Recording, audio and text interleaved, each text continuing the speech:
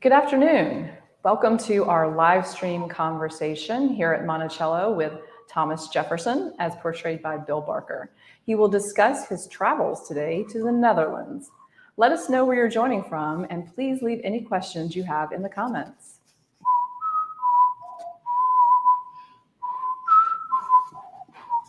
Oh, beg your pardon. Here you caught me again, just whistling away a particular melody, actually, which was a clock chime. That's rather redundant because clock and chime both mean the same. Clock in the Germanic languages means a bell. So there you are, the chime. And it was the particular melody, the chime, of the Western Kirk Church in Amsterdam, where I was staying nearby. Most beautiful chime melody, and I wrote it down in musical form, and every once in a while it comes to mind, particularly upon this occasion when I understand so many folks are interested in my travels to Holland.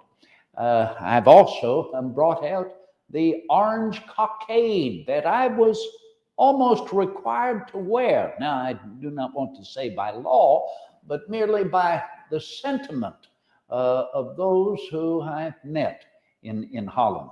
Not that I was a supporter of the Stadtholder, no. I more or less needed to, all of us needed to. Mr. Adams and Mrs. Adams, even Mrs. Adams had to wear an orange ribbon just to show her support, because if you did not, well then, you would receive very much the attention of the crowds and the peoples. But that's been many years ago now, and yet the memories have not faded. So I'm delighted to hear your questions as you may engage us today upon the subject of my trip to Holland. A delightful subject indeed. I was there for quite some time. So let us proceed. What has been on your mind? So, Mr. Jefferson, many people are already familiar with the fact that you were in France representing our nation at the court of King Louis XVI. Some know that you also visited England and the Italies, but few know that you visited the Netherlands. So when did you visit and why did you travel there?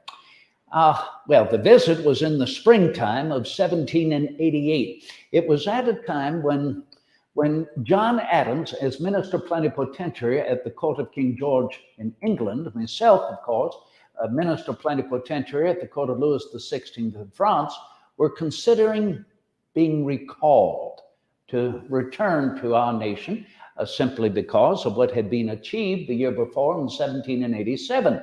The Constitutional Convention in Philadelphia, coming up with a new constitution, strengthening, if you will, our federal government, both in law and in form. I mentioned before I was not too favorable to it. I thought the Articles of Confederation were a venerable fabric. They ought not to be tampered with. But remember, we have discussed the fact that the Articles did not have an efficient method of providing the general taxation for our nation, and particularly a method of getting us out of the debt, the war debt, which we still suffered.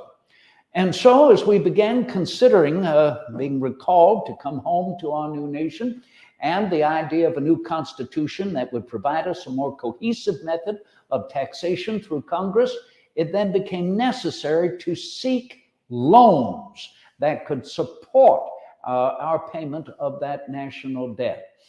It was a concern to begin with of Mr. Adams. Mr. Adams had already been to The Hague before I arrived in France to seek loans for the support of our war debt. And so therefore, as he was deciding to take leave, he wanted to return to The Hague there and, well, negotiate further loans. My concern was that I needed to learn more about how to apply these loans to our debt. Holland had always been a great supporter of our American Revolution. We're always ready to loan us money and bonds to help support the payment of our debt. And so I wanted to learn more, particularly in the company of Mr. Adams. And so that is the reason why, as the year 1788 dawned, knowing Mr. Adams would venture there before he would return to our nation, that I would like to venture as well, to be in his company there at The Hague and to learn the process of securing loans for the payment of our war debt. So there you have my concern and reason for going up to Holland. So what was the route that you took to travel? Oh my, well, from Paris, I went, you could say diagonally, northeast, up by way of Brussels. And then from Brussels on to Rotterdam, and well, Antwerp first, and then Rotterdam, and then venture up from Rotterdam to The Hague, from The Hague to Leiden, oh, that center of enlightenment, Leiden, its university, from Leiden to Haarlem, and from Haarlem to Amsterdam.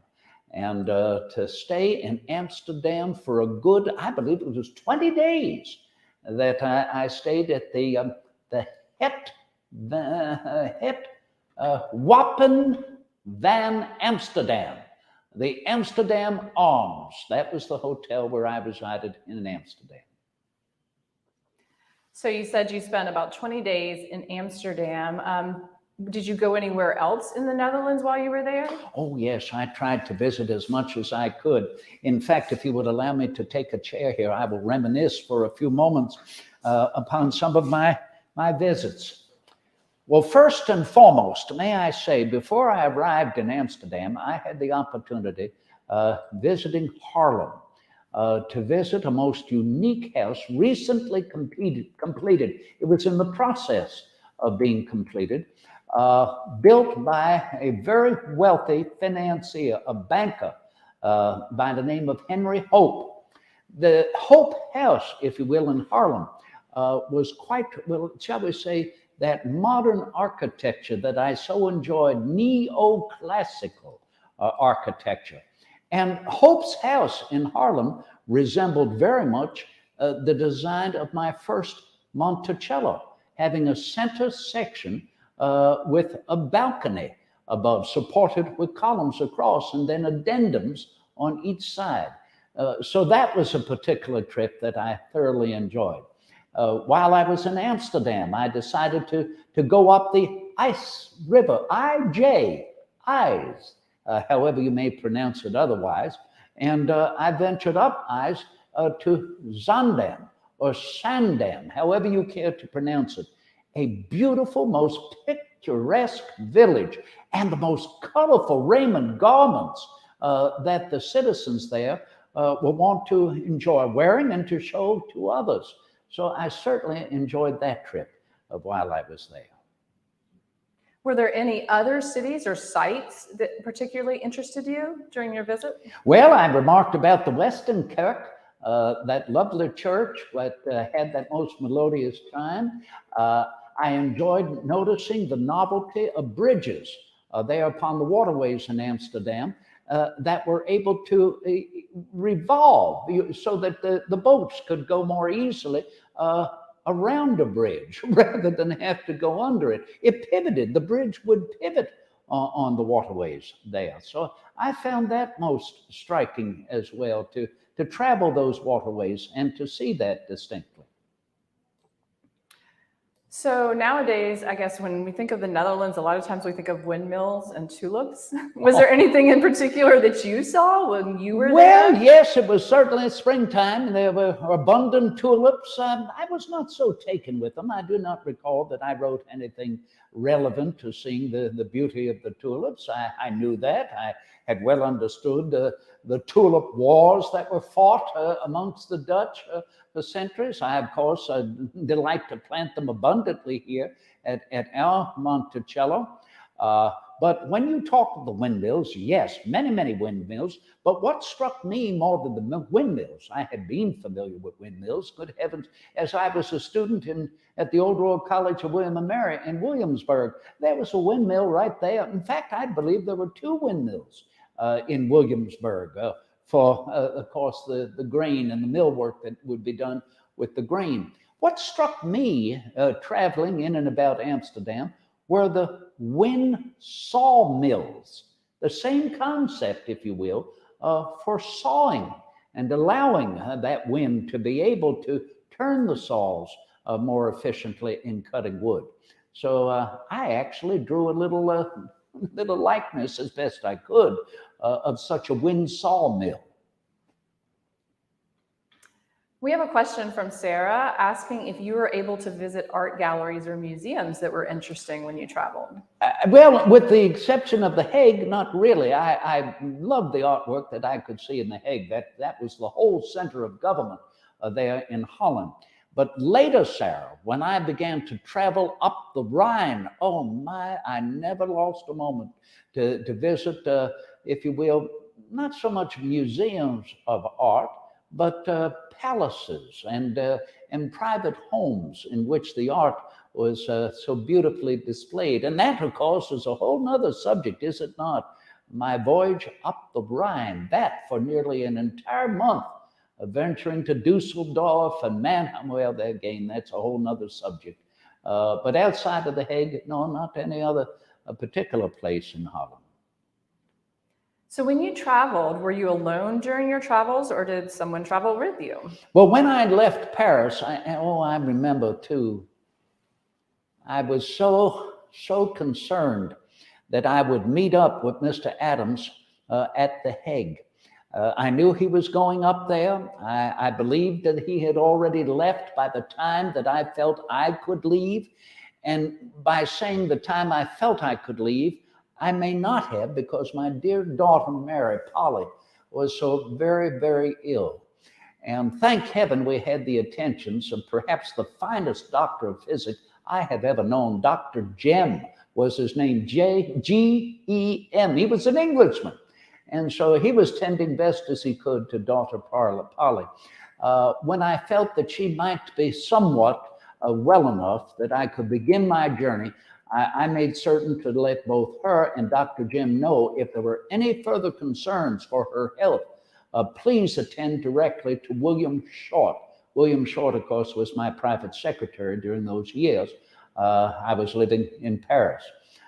So with that exception then, I set out as soon as I could to make certain I arrived at The Hague when Mr. Adams would be there, so that collectively we could conduct our business for the securing of loans in support of our war debt. And happily we did secure 2 million of florins there to support our war debt. It would take 2 years. Now you may well understand that as this was 1788, as we secured those loans, that within the 2 years, it would be 1790 when our government then was officially seated in New York. And when, of course, where would we go from there? General Hamilton suggested his assumption bill, that the federal government would take on then that burden, that responsibility of paying the war debt, placing that debt equally on all of our states. And so there you see my purpose for both Mr. Adams and I to be together at The Hague for securing that loan securely for 2 years was of such dire necessity at that time. We have a question from Melinda who's asking if you brought back objects from the Netherlands to Monticello. Melinda, I will tell you something that I'm so happy I was able to procure in Amsterdam and to bring back and enjoy as so many meals, both at the president's house, let alone here at our Monticello, were waffle lines. I bought 2 waffle lines. I delight in waffles. I tasted them there in Amsterdam, and how could you ever forget after you enjoyed such a delicate waffle and to know the means by which you could make a waffle. And so I would say the 2 waffle lines were something that I brought back with me to be both of enjoyment to my family, enjoyment to visitors, enjoyment to our entire nation. I bought a letterpress. I was still using a letterpress at that time in the 1780s. Mr. Hawkes had not created that polygraph machine as yet. So I do remember buying a letterpress, and that, of course, still cumbersome by trying to provide pressure over a letter recently written while the ink is still damp. and then have the impression of it come out on a tissue that you place above it. I saw various curiosities while I was in Amsterdam that I thought would be a benefit to our nation. In particular, the joists of the buildings that were built in Amsterdam were not joists that were built, if you will, horizontal or perpendicular. No, they were built in somewhat diamond aspects for a much stronger support of a wall. The reason, as you can imagine, that is far more strong than something like this, that you would fill that area within the diamond with brick. And then when you're filling in the other diamond shapes of the joists that are fixed to it, you have a much more secure wall and secure building altogether. I noticed also, which could be a benefit to our architecture here in our nation, windows that would pivot and open so they would allow the airs to enter a room, but not allow the rain to enter a room. This was ingenious amongst the Dutch. The window would be pivoted, if you will, within that frame, and you'd merely open it thuswise. So the top would open up, the airs could come through between the two panes, and then the bottom pane could move upwards so that the wind and air could come beneath that window. So I thought this ingenious. Now here was another very simple architectural advantage that struck me. That when you have your portal, your entrance door with a transom above it, and hang, if you will, a lantern outside that transom right over the door, well then yes, I think you understand well the advantage, because the light, not only providing light over that portal right there as you would enter the building from the outdoors when it is dark, would also allow the light to beam right through that transom and light the hall. I thought this was magnificent. I believe also the Dutch wheelbarrow is a most efficient method to carry whatever you need to there. It was very low and it pivoted upon that one single wheel right at the very front of the wheelbarrow. So that I think is well the most ingenious contrivance amongst the Dutch. Well, that's a lot. That's great. Yes, and well, we haven't even touched upon the culinary delights or viticulture. By that I mean simply that I always enjoyed my dinner with a glass of Moselle wine. Oh my heavens, how elegant indeed. And then whereas I usually enjoy coffee at breakfast, coffee I've ever considered the drink of the civilized world, well, I became accustomed when I was in Amsterdam to enjoy my breakfast sipping chocolate. Oh, what a luxury to enjoy chocolate at breakfast time.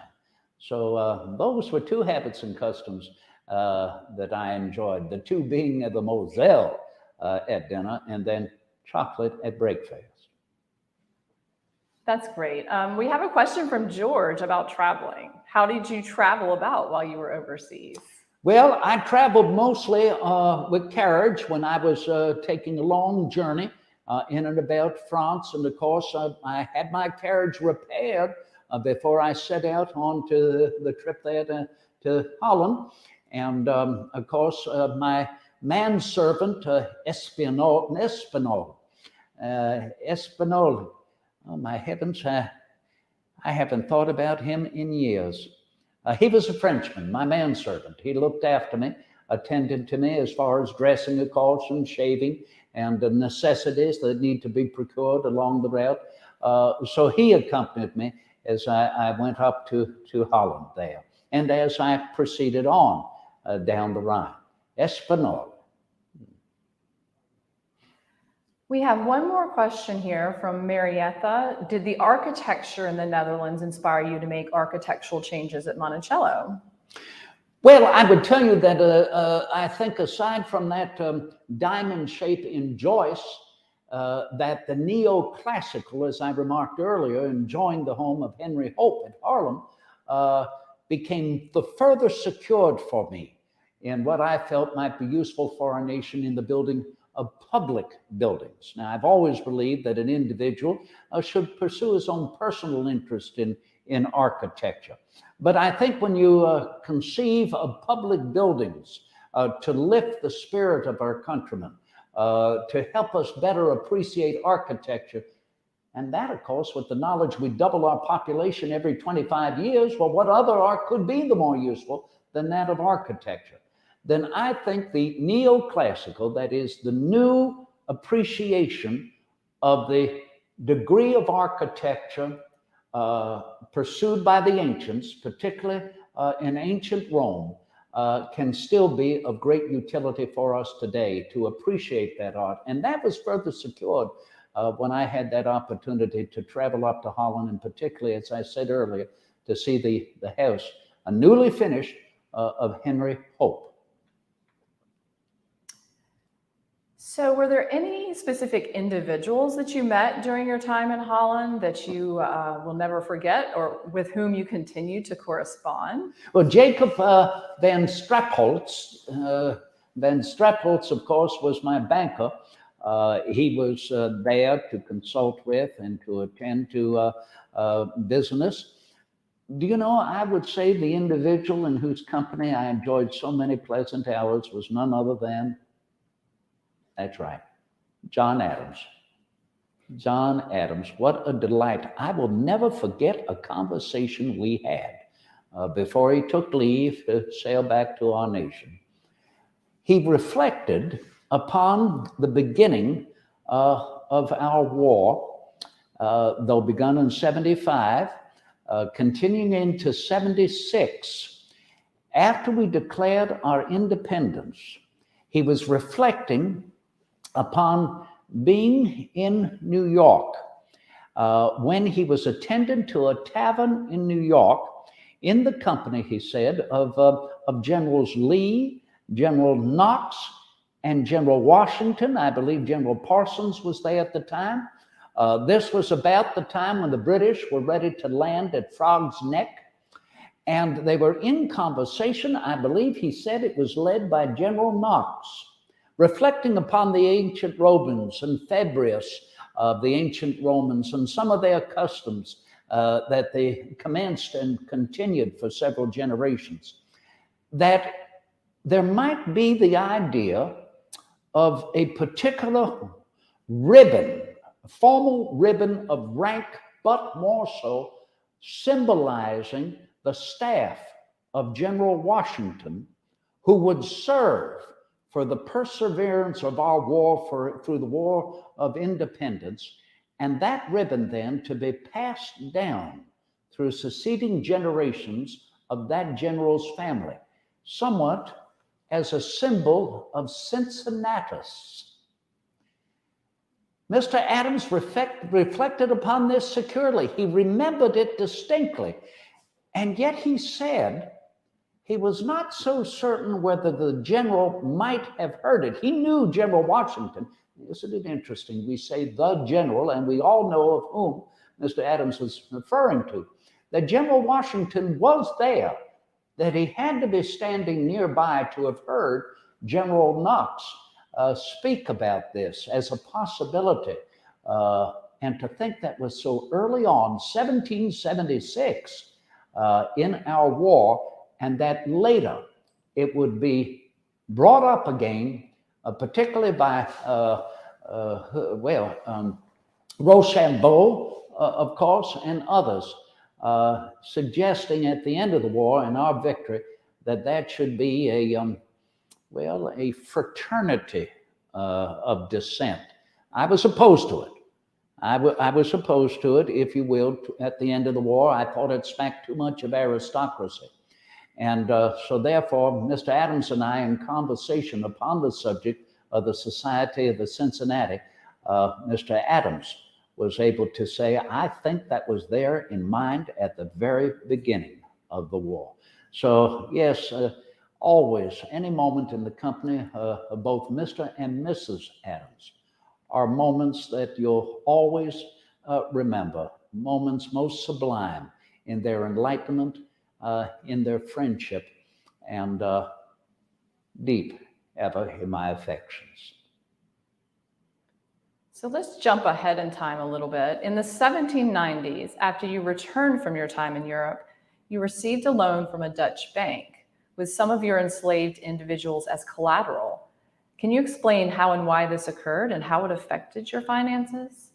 Yes, I remember that distinctly. You are correct. Uh, the Dutch were always trusted in their finance and their understanding. And to think that during the time I served as our nation's minister plenipotentiary at the court of King Louis XVI, my business was not only negotiating treaties of trade, particularly in tobacco, but lamentably also treaties and negotiations in the still extant commerce of enslaving our fellow man. And so therefore, looking upon particularly Hope and Company and other Dutch bankers and financiers, realizing that at home, I was continually besieged by the creditors of my father-in-law's estate. I'm referring to my father-in-law, Mr. John Wales. His eldest daughter was my late wife, Martha Wales Skelton Jefferson.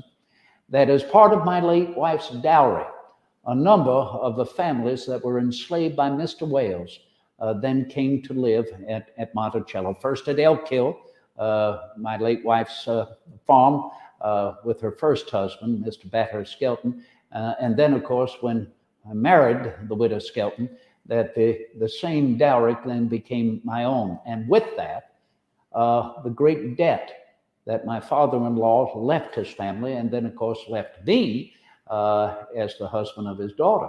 My father had left me debt-free when my father, Colonel Peter Jefferson, passed away in 1757. I inherited all of his freeholdings. And by freeholdings, I mean not only the land, but the enslaved families as well.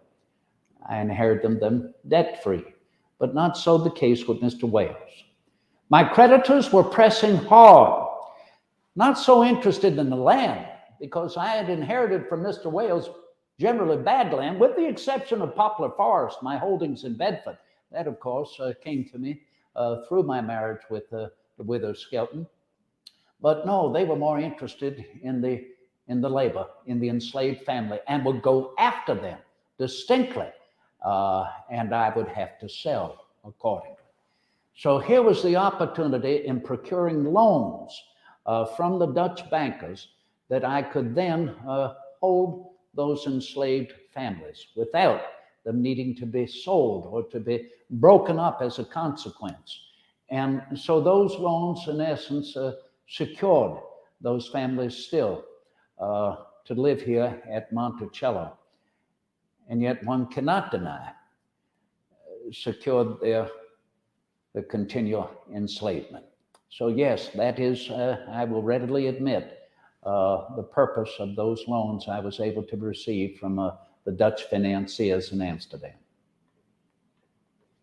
In fact, the Gillette family, in particular the Gillettes, let alone the Hemmings, were secured by those loans.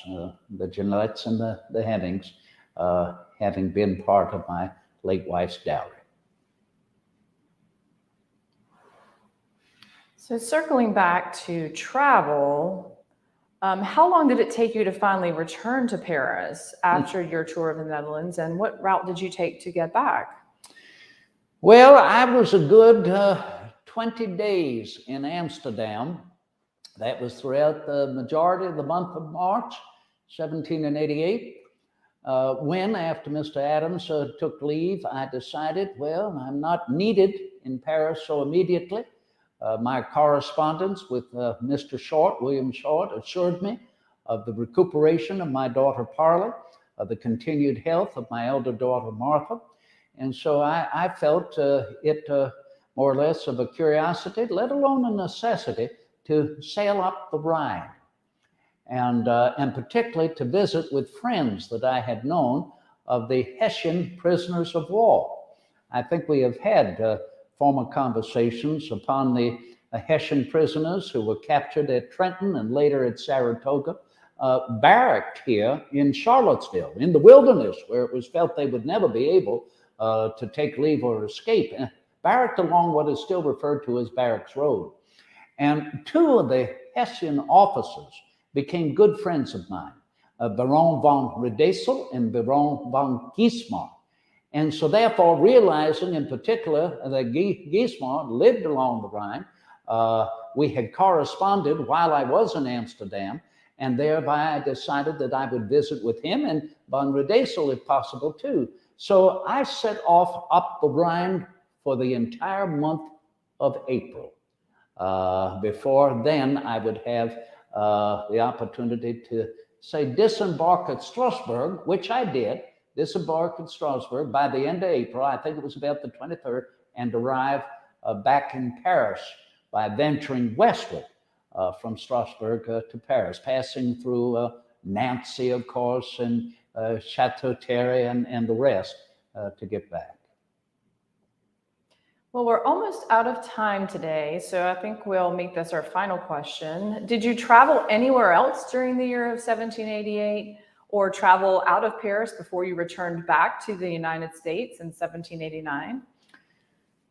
No, I'm almost thinking of having had the opportunity to have traveled all throughout the Kingdom of France, the former Kingdom of France, the beauty of the Midlands of England, the beauty of the Italies, the northern Italies, particularly to have traveled over the Alps, 3 ranges of the Alps, from Menton along the French Riviera to Coney there in the Italies, and then to have that wonderful opportunity to travel up to the Netherlands, to Holland, and that spectacular trip up the Rhine, that I felt I had accomplished much.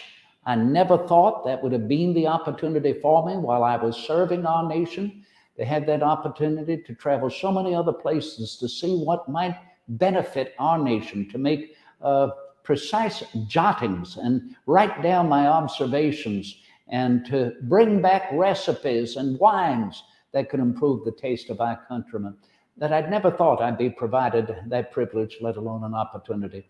So no, I did not travel after I returned to Paris from sailing up the Rhine. And what preoccupied me for the rest of 1788, let alone into the spring of 1789, were our concerns of the French people themselves. The fact that the Estates Generals were meeting again, the fact that the seasons have been very harsh upon the French people, the fact that they were experiencing a great depression in the value of their monies, that their support of our war, our American Revolution, had come to bankrupt their treasury, and that there was a growing instability between the people of France and the French monarchy, the Estates Generals, not only the monarchy, but the clergy, let alone the bourgeoisie. All of this began to preoccupy me during those final months that I was living in Paris in the spring of 1789. And so therefore, that's another subject, some of which we've discussed before, but I think, having just touched upon sailing up the Rhine, that perhaps further conversations about my experience in Dusseldorf, and my experience in Frankfurt, in Mannheim, in Heidelberg, let alone in Strasbourg, might lead to further revelations of how influential that final journey before I would return home from France has been to our nation, and certainly has remained throughout my entire life. So I thank you for this opportunity that you have allowed me to reflect upon my trip to Holland and the benefits, I think, that accrued from that for the payment of our war debt, and in architecture and the arts and cuisine and wine, and also to help us reflect more on what certain loans helped us to achieve, but for a short time. And that beyond that, it would be entirely up to us to rectify what we could to make better the lives of all of our people in our nation. So I look forward to that, as I always have, in your company. And rest you assured, I ever remain your humble and obedient servant, Thomas Jefferson.